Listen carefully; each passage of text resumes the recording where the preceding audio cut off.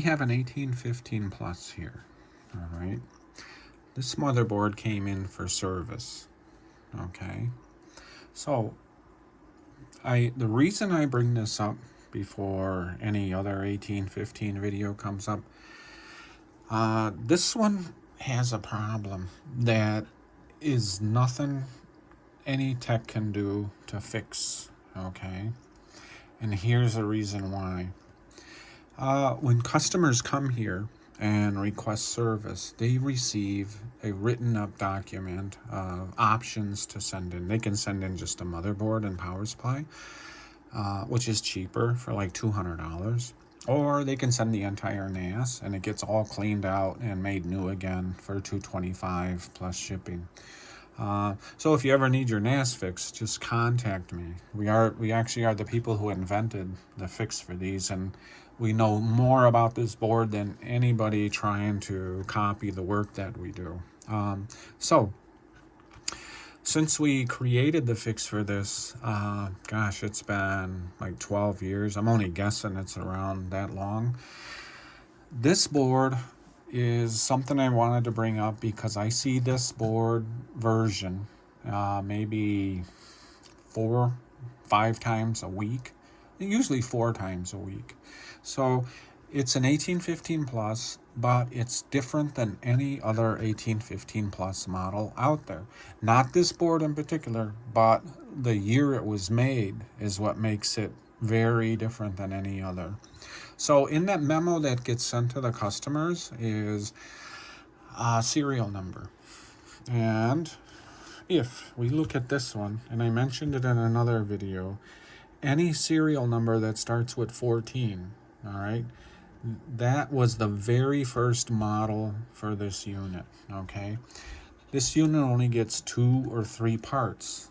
The regular units that came after this, since they built this for 4 years, those get 6 to 7 parts. And that also depends on the serial number. So the MHN versions have their set of parts. The MQNs have a different set of parts. That's also why I say anyone trying to fix these, believe me, you gotta know what parts have to be put in, especially when the people who designed it, like we did, has to work and last forever. I have never had a board return here, but serial number 14s is another story, and that's the reason why that memo was sent out. So Synology makes models generally for 4 years, and the last 2 digits of your model is technically the launch date, or the official date of the model. So if an 1815, if the model ends in 15, it's from 2015, all right? But another thing is the serial number. The serial number tells us the date of manufacture by the first 2 digits. This is a 14, so this is from 2014. Now, the problem with that is these are first-gen boards. This was the very first design of the 1815. After this board was designed and built, the circuit changed completely. The start circuit was totally revamped. It looks the same in appearance, but it's not, okay? So this only takes 2 or 3 parts to fix, and here's obviously the transistor gets fixed, and then over here is a 1K. Usually you don't have to change even the 1K because it already has a 1K. The other thing is the transistor is a BC847C. Nobody's put in the right one, so it has to be the C. A lot of people install the A or the B, but no, it has to be the C because there's certain specs on the C when we did this revision for Synology that requires this. So if you've ever had your NAS done by anyone, I can tell you right now, they're not putting in the C. And there is ways to test for that. But that's not the reason for this video. The reason for this is because this design is different. It's highly dependent on the coin cell in operation. So some models of the 14 are so quirky with the boot, they don't work with coin cells. They have to be out all the time. just with this particular SN14, all right, only with this revision of the motherboard. So since it's a first gen, just like you're buying a car, the first one is going to have the bugs, and then if they keep making it for 5 or 10 years, all the better stuff is put in cars later. So no different with Synology NAS boards in this particular model. Now, this does not just apply to the 1815. This applies to the 1515. This applies to any model that ends in 15 that has a serial number that starts with 14. Because all those boards were first gen boards. All the mistakes in design are in those boards. So this one just gets the transistor, it gets the 1K if needed, which is rare, and it gets the 100 ohm. That's it. All the other boards, the 15s, the SN15s, get 6 to 7 parts. So you can see why there's a huge difference in these boards and how they're made. And even videos online showing you how we fix them, all incorrect, because nobody knows this circuit better than the people who designed it and the people who designed the fix for it. I didn't design the board, obviously, but no, the fix, yeah. My partner in Germany, including me here in the Midwest, we are the inventors of this. We created the fix for this over a decade ago, and everyone is trying to copy it, but you can't, because if you don't know how the serial number system works on these boards, you can't do it the right way.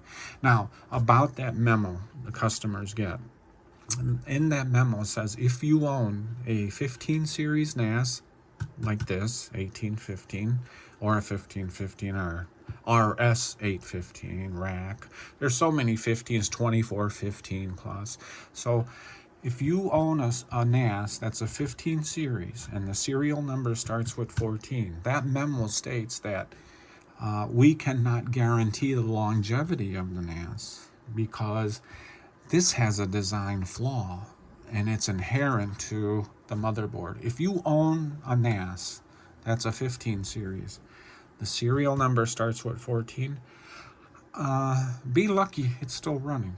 And be lucky it can even be fixed, because even if it does get fixed and it does run, we don't even know how long they last. We've had some that only last a couple of years. And it's not us. We always tell customers that it's only with the SN14s, okay? All other SN15, SN16, SN17, or if you have an ioSafe, they made a 5th year only for ioSafe, and you'll see an SN18. But on this particular model, the 1815, 1515, 2415, RSA15, 415 plus, anything that ends in the model number of 15 and has a serial 14 has that bug. Now, the reason this happened was when the memo had gone out about the C2000 bug, already there had been a production run of these 14s. So Synology, midway through the 14 cycle, started catching up, and there was some redesigning already going on right away. In a way, it was too late. And I know it's hard to say this, but Synology guaranteed everything and would back them up with people, but hopefully they never gave you a 14 because they were just giving you back another problem.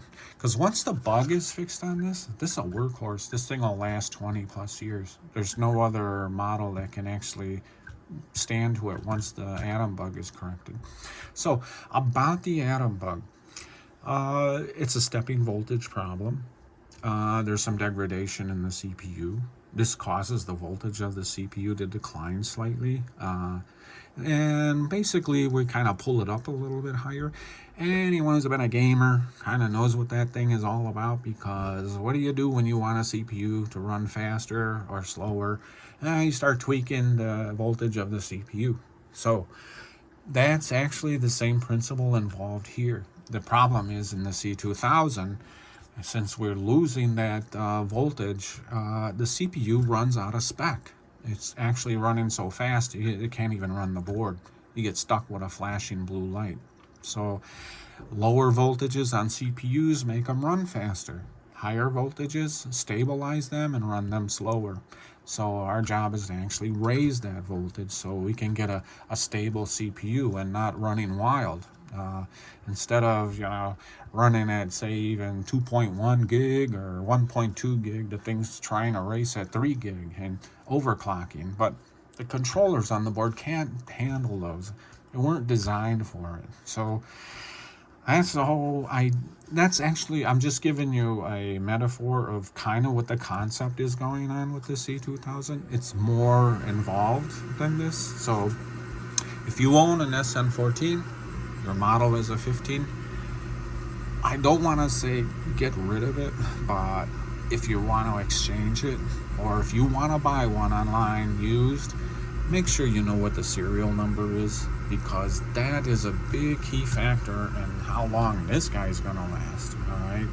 And it only applies, the problem only applies if that serial starts with 14, okay? Just thought I would let you know for any future buys, and hope you enjoy the video.